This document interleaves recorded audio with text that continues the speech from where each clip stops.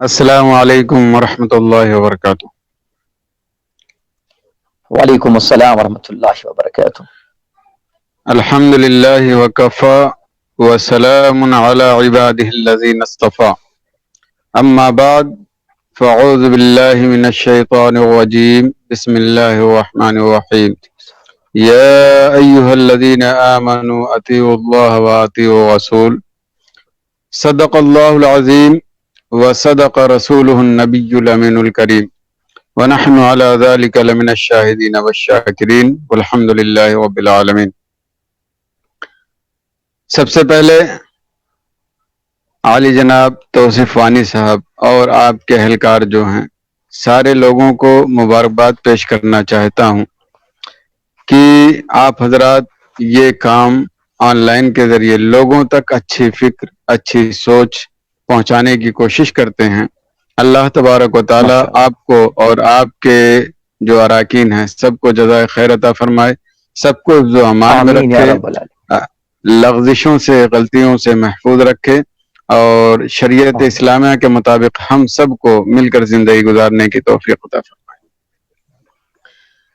ایک بار ہم اور آپ سبھی لوگ درود پاک پڑھ لیتے ہیں۔ اللہم صلی علی سیدنا و مولانا محمد مبارک وسلم، صلاۃ و سلام علیک یا رسول اللہ،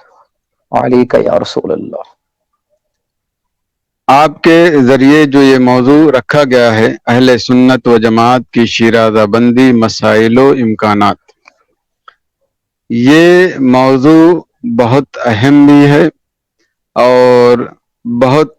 تفصیل بھی چاہتا ہے۔ اگر گفتگو کی جائے تو شاید مہینوں گزر جائیں اور گفتگو ختم نہ ہو۔ بہرحال کچھ وقت کے اندر کچھ چیزیں ہیں جو مسائل ہیں جن کی بنیاد پر جو معاملات اچھے یا برے ہوتے ہیں، میں ان کو ذکر کرتا ہوں، پھر اس کے حل کا طریقہ کار کیا ہے، ہم کیا کر سکتے ہیں جس کی بنیاد پر شیرازہ بندی ہو سکے اور اختلاف و انتشار جو ہمارے درمیان ہے وہ کم سے کم ہو سکے، اگرچہ ختم نہ ہو لیکن کم از کم اس میں خفت آ جائے۔ تو میرے حساب سے جو عقائد کا معاملہ ہے تو اس میں تو شیرازہ بندی کی کوئی گنجائش ہی نہیں۔ تو اس میں یہ ہو سکتا ہے کہ جن سے عقائد کا اختلاف ہے ان کو سمجھایا جائے، اگر وہ مان جاتے ہیں، توبہ کر لیتے ہیں، تو ان کے ساتھ شیرازہ بندی ہو سکتی ہے، ورنہ ان کے ساتھ کوئی اس طرح کا معاملہ نہیں ہو سکتا۔ اس لیے میں ان کو چھوڑتا ہوں، اور اہل سنت و جماعت کے درمیان معاملات کیا ہیں اور اس کو کیسے بہتر کیا جا سکتا ہے۔ تو سب سے پہلی چیز فروعی مسائل ہیں۔ آپ اور ہم بلکہ سارے علماء یہ جانتے ہیں کہ صحابہ کرام کے دور سے آج تک فروعی مسائل میں اختلاف ہوتے رہے ہیں، اور اس کی بنیاد پر سلف صالحین میں یا جو سابقین علماء گزرے ہیں ان کی بنیاد پر آپس میں کوئی انتشار، کوئی اختلاف نہیں ہوتا تھا، یعنی ایسا اختلاف جس کی بنیاد پر شیرازہ منتشر ہو جائے،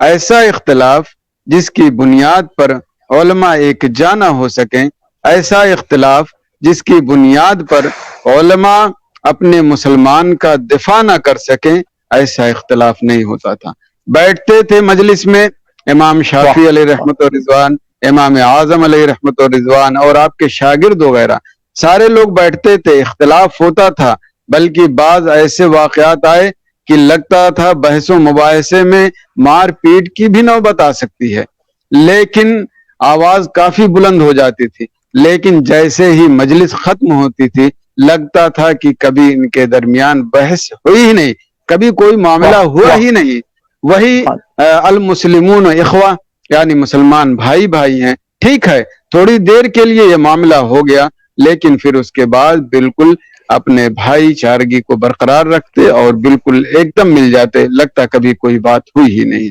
اس کا مطلب یہ ہوا کہ علماء سلف نے کبھی فرعی مسائل کو اختلاف کا ذریعہ بنایا ہی نہیں، یا انتشار کا سبب بننے ہی نہیں دیا، وہ اختلاف صرف مجلس تک باقی رہتا تھا، مجلس کے بعد ختم ہو جاتا تھا، یا اگر باقی بھی رہا تو وہ کتابوں میں رہ گیا یا ذہن میں رہ گیا بس۔ باقی یہ کہ اس کی بنیاد پر مسلمان یکجا نہ ہو، اتفاق نہ ہو، علماء یکجا نہ ہو، پورا انتشار کا دروازہ کھل جائے، ایسا کبھی نہیں ہوتا تھا۔ لیکن ایک بہت بڑا سبب آج کے دور میں جو شیرازہ بندی نہیں ہو پا رہی ہے، خاص طور سے اہل سنت و جماعت کی، وہ فروعی مسائل ہیں۔ میں ایک اہم جملہ یہاں پر بولنا چاہتا ہوں کہ خاص طور سے ان لوگوں کے لیے جو فروعی مسائل میں اختلاف کے باوجود یکجا نہیں ہوتے ہیں، یا مسلم معاملہ ہوتا ہے یا اہل سنت و جماعت کا یا اسلام کا معاملہ ہوتا ہے، اس کی بنیاد پر بھی یکجا نہیں ہوتے ہیں۔ میں کہتا ہوں کہ اگر فروعی مسائل کی بنیاد پر آپ یکجا نہیں ہوں گے، اس کی بنیاد پر اتنی دوری اختیار کریں گے، اتنا تشدد اختیار کریں گے، تو میرا دعویٰ ہے کہ قیامت تک آپ اتفاق نہیں کر سکتے، اتحاد نہیں کر سکتے، کیونکہ فرعی مسائل کا جو معاملہ ہے یہ صحابہ کے زمانے سے مختلف ہی رہا ہے ان معاملات میں، اور قیامت تک اختلاف رہے گا۔ تو اگر جو لوگ اس کی بنیاد پر اختلاف کرنا چاہتے ہیں یا اہل سنت و جماعت کے ساتھ یکجا نہیں ہونا چاہتے ہیں، اس کا مطلب یہ ہوا کہ ہمیشہ اختلاف و انتشار کے شکار رہیں گے، اتفاق کبھی نہیں ہو سکتا۔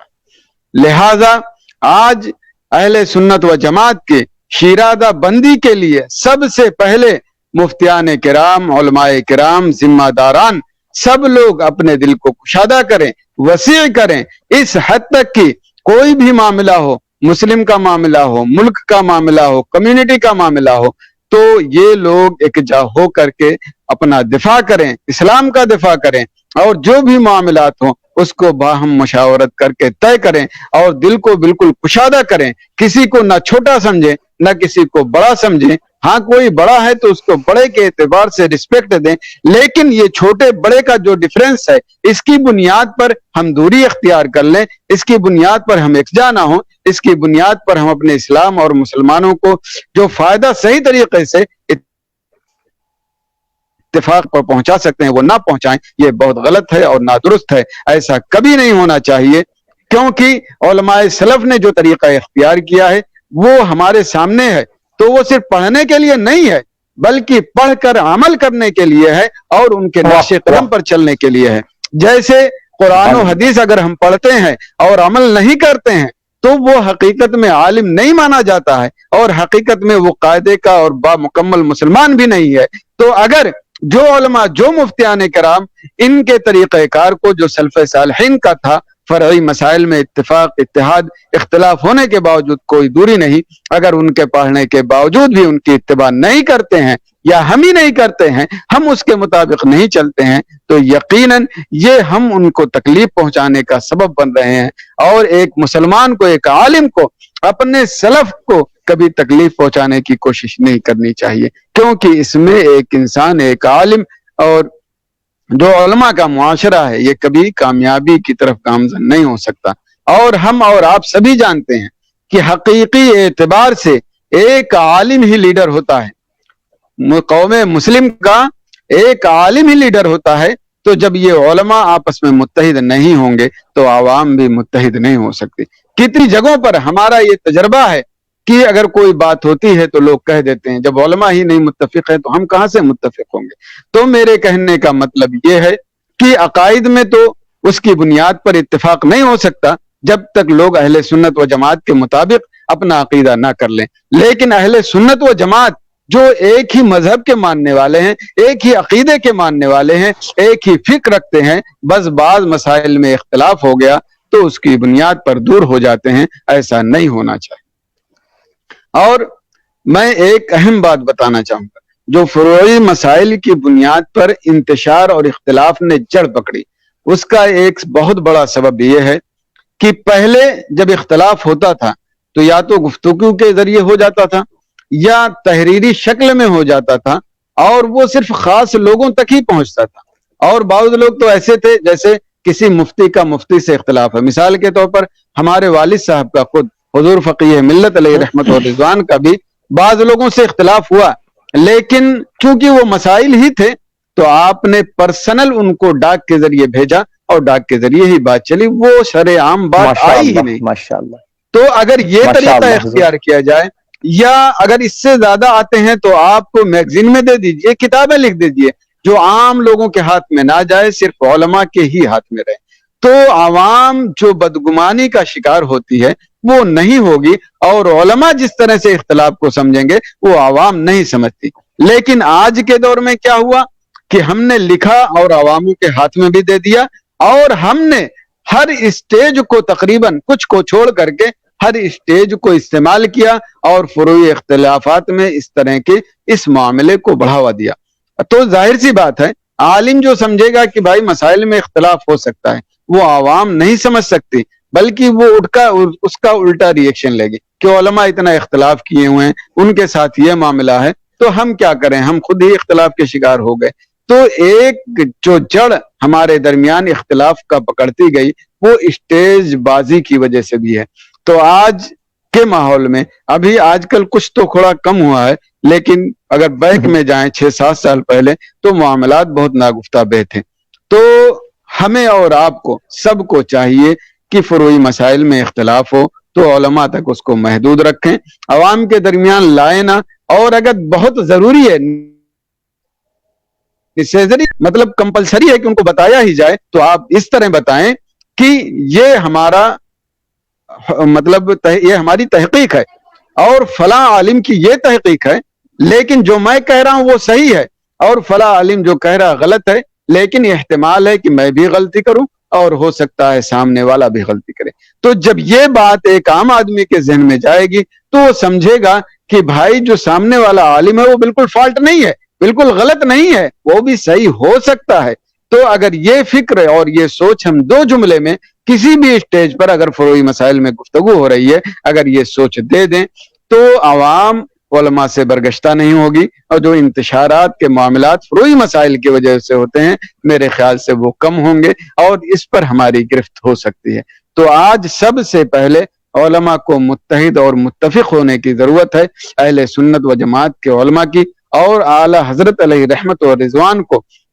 جہاں ان کا تشدد ہے، یعنی تشدد نہیں کہہ لیجئے بلکہ تسلب، جو تسلب ہے وہ عقائد میں اختلاف کی وجہ سے ہے، اور وہاں پر آپ نے سخت جملے استعمال کیے، لیکن اگر وہی فرعی مسائل میں دیکھ لیجئے تو ایسے جملے اور ایسے طریقے سے استعمال کرتے ہیں کہ لگتا ہے کہ واقعی بالکل بھائی چارگی برقرار ہیں، اور اس طرح کا کوئی معاملہ نہیں ہے کہ جس کی بنیاد پر ہم منتشر اور مختلف ہو جائیں اور ہمارا شیرازہ بالکل منتشر نظر آئے۔ تو میں کہنا چاہتا ہوں کہ فروعی مسائل میں اعلی حضرت اور اس سے پہلے امام اعظم ابو حنیفہ، امام شافعی علیہ رحمہ، ان لوگوں کی حیات پڑھ کر کے ہمارے علماء اور مفتیان کرام اور ہماری پوری کمیونٹی کو اس پر عمل کرنے کی ضرورت ہے، تاکہ فروعی مسائل کی بنیاد پر ہمارے درمیان اختلاف نہ ہو، اور اسی بنیاد پر عوام بالکل متفق نظر آئے، اور علماء کے عزت اور جو وقار ہے ان کے ذہن اور آنکھوں میں برقرار رہے۔ تو انشاءاللہ اگر یہ بات ہوتی ہے اور اس نہج پر چلتے ہیں اور سلف صالحین نے جیسے ہمارے گزارے ہیں زندگی اس طرح گزارتے ہیں، تو اس کی بنیاد پر جو انتشار ہوتا ہے وہ کم ہوگا انشاءاللہ۔